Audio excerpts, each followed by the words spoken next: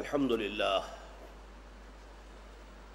للہ وکفا والصلاة والسلام علی عباده الذین اصطفیٰ خصوصاً علی افضلہم وخاتم النبیین محمد الامین وعلی آلہ وصحبہ اجمعین. اما بعد فقد قال اللہ تبارک وتعالی کما ورد فی سورة البقرہ: اعوذ باللہ من الشیطان الرجیم بسم اللہ الرحمن الرحیم وقاتلوا فی سبیل اللہ الذین یقاتلونکم ولا تعتدوا ان اللہ لا يحب المعتدین واقتلوہم حیث ثقفتموہم واخرجوہم من حیث اخرجوکم والفتنة اشد من القتل ولا تقاتلوهم عند المسجد الحرام حتى يقاتلوكم فيه فإن قاتلوكم فاقتلوهم كذلك جزاء الكافرين فإن انتهوا فإن الله غفور رحيم وقاتلوهم حتى لا تكون فتنة ويكون الدين لله فإن انتهوا فلا عدوان إلا على الظالمين.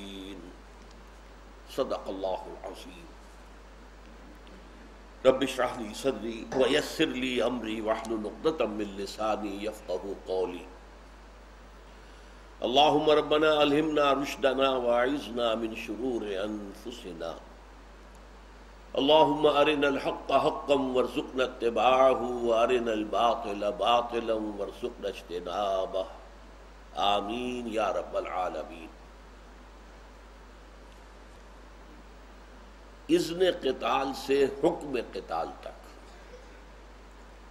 مکی دور میں قتال تو کجا کوئی بھی جوابی کارروائی کرنے کی اجازت نہیں تھی.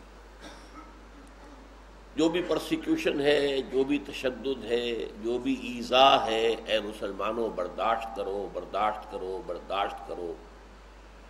کوئی جوابی انتقامی کارروائی کرنے کی اجازت نہیں ہے.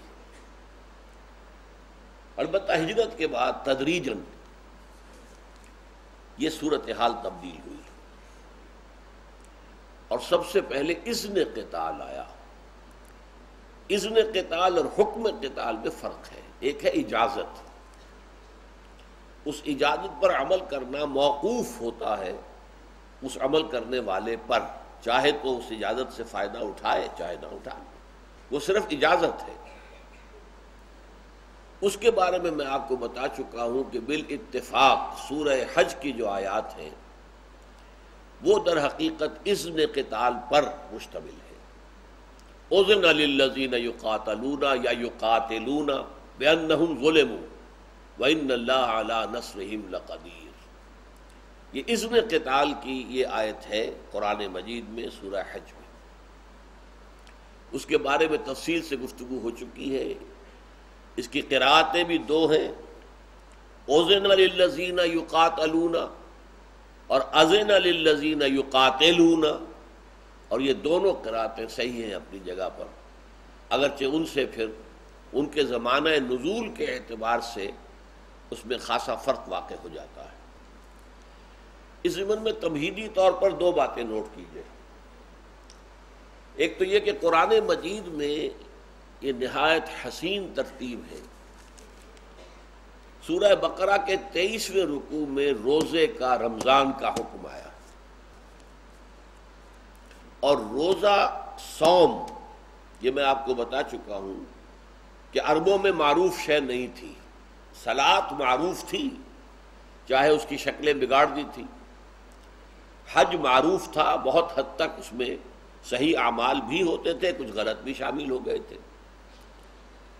لیکن یہ ہے کہ اس کی کوئی حیثیت ان کے ہاں نہیں تھی صوم کی. اور یہ لفظ وہ استعمال کرتے تھے، گھوڑے کو روزہ رکھواتے تھے. گھوڑا ان کے ہاں لڑائی میں درکار ہوتا تھا، اس لیے کہ عام طور پر شبخون مارتے تھے اور قتل و غارت کے بعد دوڑتے تھے پھر واپس چھاپا مار انداز. اور تیز رفتاری کے ساتھ دوڑنے کے لیے اونٹ صحیح نہیں ہے، گھوڑا چاہیے. اور گھوڑے کا معاملہ یہ ہے کہ نازک جانور ہے، زیادہ بھوک برداشت نہیں کر سکتا، زیادہ پیاس برداشت نہیں کر سکتا، زیادہ گرمی برداشت نہیں کر سکتا، لہذا اسے بھوک پیاس اور گرمی کی شدت کا عادی بنانے کے لیے اسے روزہ رکھواتے تھے، چارہ بند، پانی بند، اور اسے پھر کوئی بدو جو ہے لے کر کھڑا ہو جاتا تھا تیز دھوپ میں، جبکہ آندھی لو بھی چل رہی ہو، اور وہ اپنا منہ سر تو لپیٹ لیتا تھا اپنے غترے میں، اپنے رومال میں، لیکن گھوڑے کا رخ کر دیتا تھا سیدھا جدھر سے کہ وہ لو آ رہی ہے، وہ لو برداشت کرے، برداشت کرنے کا مادہ پیدا ہو۔ یہ صوم تھا۔ گویا کہ ان کے ہاں اس صوم کا تعلق تھا جنگ سے۔ اب یہی دیکھیے تعلق ہے 23ویں رکوع اور 24ویں رکوع کا۔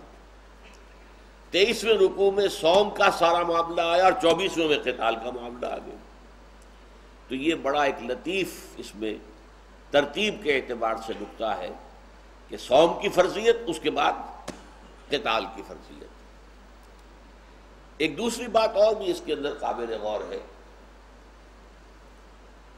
کہ یہ جو قتال کی فرضیت ہے، اس کے ضمن میں بھی ایک تو یہ ہے کہ اگر تم سے جنگ کی جائے تو تم جنگ کرو، صرف ریٹیلیٹری، اور ایک یہ ہے کہ تم خود جنگ کرو۔ چنانچہ ان دونوں میں بھی جو فرق ہے اس کو بھی آج ہم دیکھیں گے۔ بہرحال دوسرا جو تمہیدی مضمون ہے وہ یہ ہے کہ یہ بات تاریخی اعتبار سے سمجھ لیجئے کہ اس قتال کے حکم کے لیے تمام مسلمان آمادہ نہیں تھے جتنا کہ انہیں آمادہ ہونا چاہیے۔ جہاں تک تو مہاجرین کا تعلق تھا، وہ تو سخت ترین آزمائشوں میں سے ہو کر گزر کر آئے تھے، ویسے بھی گھر بار چھوڑ کر آ گئے تھے، ان کے لیے کوئی انہیبیشن نہیں تھی، کوئی رکاوٹ نہیں تھی، لہذا سمعنا واطعنا، لہذا ان کے لیے۔ لیکن جو ابھی لوگ مدینے میں ایمان لائے تھے، ظاہر بات ہے کہ مدینے کے لوگوں کو ویسی سختیاں دیکھنی ہی نہیں پڑی جس طریقے سے کہ مہاجرین نے سختیاں دیکھی 12 برس تک مکے میں۔ یہاں تو دونوں قبیلے بڑے تھے اور دونوں کے سربر آوردہ لوگ ایمان لے آئے۔ اب پرسیکیوشن کیسے ہوگی؟ کوئی پرسیکیوشن نہیں، کوئی تشدد نہیں، کوئی ایذا نہیں۔ تو یہ جو آہستہ آہستہ آرام سے جو راستہ کھل گیا تھا ان کے لیے ایمان کا، تو ان میں وہ پختگی پیدا نہیں ہوئی تھی، اور وہ تن من دھن لگا دینے کے لیے ان میں تھے ایسے بھی لوگ یقیناً کہ جن کا ایمان اتنا راسخ تھا کہ وہ تن من دھن لگانے کو تیار ہوں، لیکن ایسی تعداد بھی تھی کہ جو ریلیکٹنٹ تھی ان معاملے کے اندر۔ پھر جیسا کہ ہمیں معلوم ہے کہ مدینے میں فوری طور پر منافقین کا بھی ایک عنصر پیدا ہو گیا، لہذا وہ قتال کے خلاف تھے اور بڑی حکیمانہ گفتگو کیا کرتے تھے۔ دیکھو یہ خواہ کسی کو گڑ دے کر مارا جائے، خواہ زہر دے کر مارنا ہے، بھائی آپ دعوت دیں انہیں، تبلیغ کریں، وہ ایمان لے آئیں گے۔ دعوت و تبلیغ سے جب سب عرب والے ایمان لے آئیں گے تو پھر یہاں اسلامی نظام بھی قائم ہو جائے گا۔ پھر یہ کہ خوف بھی تھا، ذرا سوچو تو صحیح، تم قریش کو چھیڑ رہے ہو، قریش بہت بڑی طاقت ہے، بہت بڑا قبیلہ ہے، عرب کے اکثر قبائل کے ساتھ ان کا حلیفانہ تعلق ہے، وہ پکاریں گے تو وہ قبائل ان کی مدد کو آ جائیں گے، تو ہوش کے ناخن لو، یہ کیا سوچ رہے ہو؟ پھر ان میں سے بعض کا یہ بھی کہنا تھا، جبکہ حضور نے یہ سرایا شروع کر دیے تھے، کہ ابھی قرآن میں تو حکم آیا ہی نہیں ہے، یہ تو خامخواہ محمد صلی اللہ علیہ وسلم کی جنگجوئی ہے، ایڈونچرسٹ انداز ہے ان کا کہ انہوں نے یہ کام شروع کر دیا، قرآن میں تو ابھی حکم آیا ہی نہیں۔ اس پس منظر کو اچھی طرح سمجھ لیجیے، ورنہ قرآن کی بہت سی آیات انسان سمجھ نہیں سکتا۔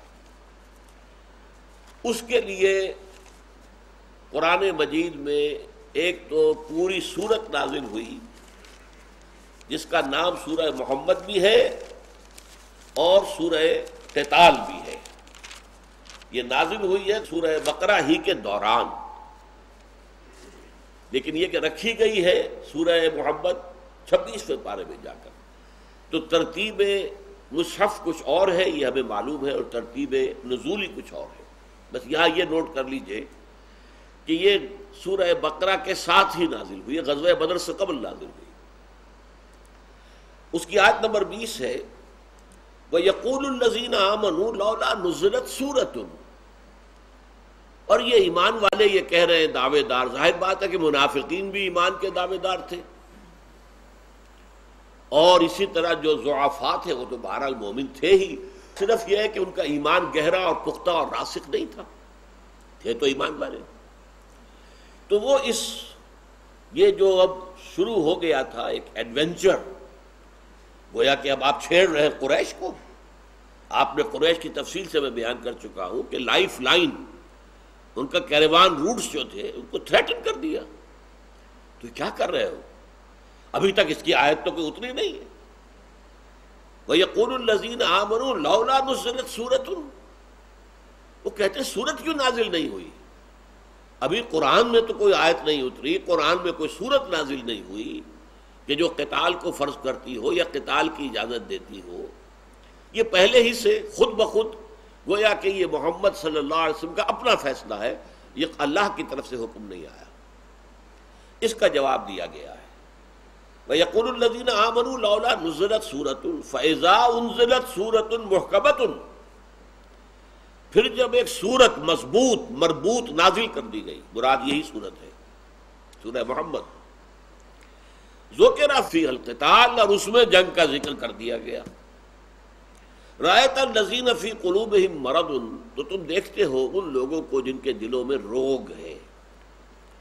یہ لفظ ہمیشہ استعمال ہوتا ہے قرآن مجید میں ایک ایسی کیفیت کو جس میں ضعف ایمان جو ہے وہ نفاق کے قریب تک پہنچ رہا ہو۔ میں نے بارہا آپ کو بتایا ہے کہ ایک مومن صادق ہے، ایک ضعیف الایمان مومن ہے، اس میں نفاق نہیں ہے، ابھی ضعیف ہے، اور ایک پھر آگے نفاق ہے۔ لیکن ایک ان کے درمیان جو نو مینز لینڈ کہہ سکتے ہیں، ایک عالم برزخ ہے کہ ابھی وہ نفاق کے درجے میں تو نہیں پہنچے، لیکن ضعف ایمان ان کا اب نفاق کے قریب تک پہنچ رہا ہے۔ یہ بیماری ان کی جو ہے اب اس حد تک جا رہی ہے کہ ان کے اندر نفاق پیدا ہو جائے۔ اس کے لیے آتا فی قلوبہم مرض۔ سورہ بقرہ کے بھی شروع میں جو دوسرا رکوع ہے فی قلوبہم مرض فزادہم اللہ مرضا، یہ ہے جن کے دلوں میں روگ ہے، بیماری، اور اللہ کا قاعدہ یہ ہے کہ پھر اللہ ان کے بیماری کو بڑھاتا ہے۔ تو یہاں بھی فرمایا رأیت الذین فی قلوبہم مرض ینظرون الیک نظر المغشی علیہ من الموت، تو اے نبی آپ دیکھیں گے کہ وہ لوگ، وہ جن کے دلوں میں روگ ہے، جن کے دلوں میں بیماری ہے، جب یہ حکم آ گیا اور ان کی وہ حجت ختم ہو گئی کہ ابھی تک قرآن میں تو حکم آیا ہی نہیں، یہ خواب کا جو ہے سلسلہ جو ہے چھیڑ چھاڑ کا شروع کر دیا قریش کے ساتھ، دلیل ختم، تو اب وہ اے نبی آپ کی طرف ایسی نگاہوں سے دیکھتے ہیں جیسے کہ اس شخص کی نگاہ ہوتی ہے جس پر موت کے وقت جو ہے وہ نگاہ پتھرائی ہوئی ہوتی ہے، مغشی علیہ من الموت، جب موت کی غشی سی طاری ہوتی ہے تو آنکھیں جو ہیں وہ پتھرا جاتی ہیں۔ تو وہ کیفیت ان کی ہو گئی ہے اس خوف کی وجہ سے کہ جان پیاری ہے، دنیا پیاری ہے، مال اولاد پیارے ہیں، اپنے گھر اپنی بلڈنگیں پیاری ہیں، اپنے باغات پیارے ہیں، اب ان سب کا رزق لے کر میدان جنگ میں نکل آنا یہ تو ایسی ہے جیسے موت کی طرف، کأنہم یساقون الی الموت، یہ دوسری مقام پر آیا ہے کہ ایسی کیفیت ان کی ہے جیسے کہ انہیں موت کی طرف دھکا دے دے کر موت کی طرف لے جایا جا رہا۔ تو ایک تو یہ ہے کہ فَأَوْلَىٰ لَهُمْ، تو ہلاکت اور بربادی ہے ایسے لوگوں کے لیے۔ اچھا، یہ صورتحال جو ہے سلسلہ غزوات کے شروع ہونے کے بعد بھی باقی رہی، اس لیے کہ ظاہر بات ہے کہ نفاق تو بعد میں بھی رہا بلکہ بڑھا ہے۔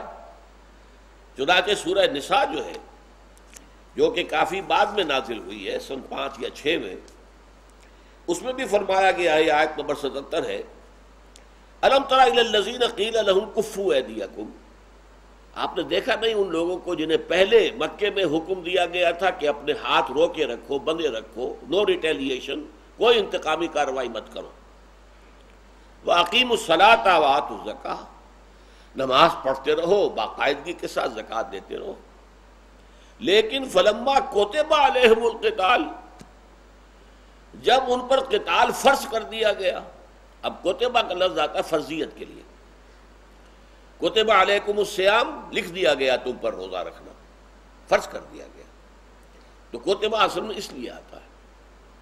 فلما کتب علیہم القتال، جب ان پر جنگ فرض کر دی گئی، اذا فریق منہم یخشون الناس کخشیۃ اللہ او اشد خشیہ، تو ان میں سے ایک فریق جو ہے اب لوگوں سے اتنا خوف زدہ محسوس ہو رہا ہے جتنا کہ انہیں اللہ سے خوف زدہ ہونا چاہیے۔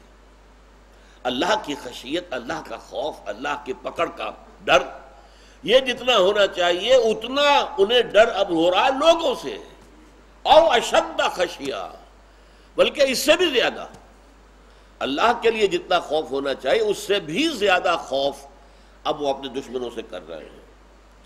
وقالوا، اور وہ کہتے ہیں، ربنا لما کتبت علینا القتال، اے رب ہمارے تو نے کیوں ہم پر یہ جنگ فرض کر دی، لولا اخرتنا الی اجل قریب، تو نے کیوں نہ ابھی ہمیں مؤخر کر دیا ایک قریب کی مدت تک، اور ذرا مہلت دیتا ہمیں، اور سال دو سال ذرا صرف دعوت اور تبلیغ چلتی رہتی اور یہ جنگ کی نوبت نہ آتی۔ لولا اخرتنا الی اجل قریب قل متاع الدنیا قلیل،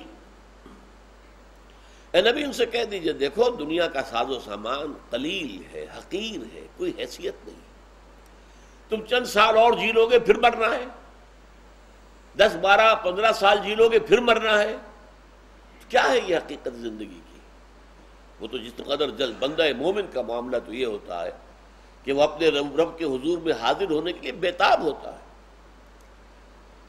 نشان مرد مومن باتوں گویم جو مرگ آئے تبسم پر دبے اس، ایک مرد مومن کی نشانی میں تمہیں بتاؤں کہ جب موت آتی ہے تو اس کے لبوں پر مسکراہٹ ہوتی ہے کہ اب میں اپنے رب کے حضور میں حاضر ہوں گا، جہاں مجھے خلعتیں ملیں گی، مجھے انعامات سے نوازا جائے گا، میری وفاداریوں کا، میری سرفروشیوں کا، میری جانفشانیوں کا، میری مشقتوں کا، میری محنتوں کا صلہ اور اجر ملے گا، لہذا موت ان کے لیے کوئی خوفناک شے نہیں ہے۔ تو لولا اخرتنا الی اجل قریب قل متاع الدنیا قلیل والآخرۃ خیر لمن اتقی، اور آخرت کہیں بہتر ہے ان لوگوں کے لیے جو تقوی کی روش اختیار کرے، جو اللہ کے حکم کو مانے۔ ولا تظلمون فتیلا، اور دیکھو تم پر دھاگا بھر بھی ظلم نہیں کیا جائے گا۔ اب فتیلہ کسے کہتے ہیں؟ دیکھیے ہر زبان کے اندر کچھ چیزیں اخذ کی جاتی ہیں مشاہدات سے۔ آپ نے دیکھا ہوگا کھجور کو جب آپ کھولتے ہیں تو جو گٹھلی ہوتی ہے اس کی ایک ناف ہوتی ہے، وہاں سے ایک چھوٹا سا دھاگا نکل کر وہ گٹھلی میں جاتا ہے، جیسے کہ بچے کی ناف ہوتی ہے اور وہ اپنے اس ناف کے ذریعے سے، نال کے ذریعے سے ماں کے جسم کے ساتھ منسلک ہے، اسی طرح سے وہ ایک چھوٹا سا دھاگا، چھوٹا سا، تو کسی شے کے بہت چھوٹے ہونے، بہت حقیر ہونے کے لیے وہ لفظ جو ہے عربی زبان میں اختیار کر لیا گیا۔ وَلَا يُظْلَمُونَ فَتِيلًا، اتنا بھی ظلم نہیں کیا جائے گا ان پر کہ ان کے اعمال، ان کی مساعی، ان کی جد و جہد، ان کی کوششوں کو اللہ تعالیٰ نظر انداز کر دے، ان کا بدلہ نہ دے، نہیں، لا یظلمون فتیلا۔ اسی طریقے سے اب دیکھیے سورہ بقرہ میں بھی اسی کراہت جو ہے قتال اس کا ذکر ہو رہا ہے۔ کتب علیکم القتال وہو کرہ لکم، یہ آیت نمبر 216 پڑھ رہا ہوں سورہ بقرہ کا۔ اے مسلمانوں اب تم پر قتال فرض ہو گیا ہے اور وہ تمہیں برا لگ رہا ہے۔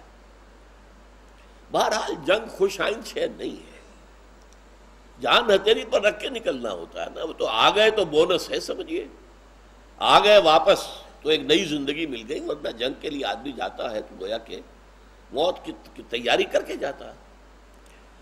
تو کتب علیکم القتال وہو کرہ لکم، کتبہ پھر دیکھیے وہی آیا، کتبہ لکھ دی گئی، یعنی فرض کر دیا گیا تم پر جنگ۔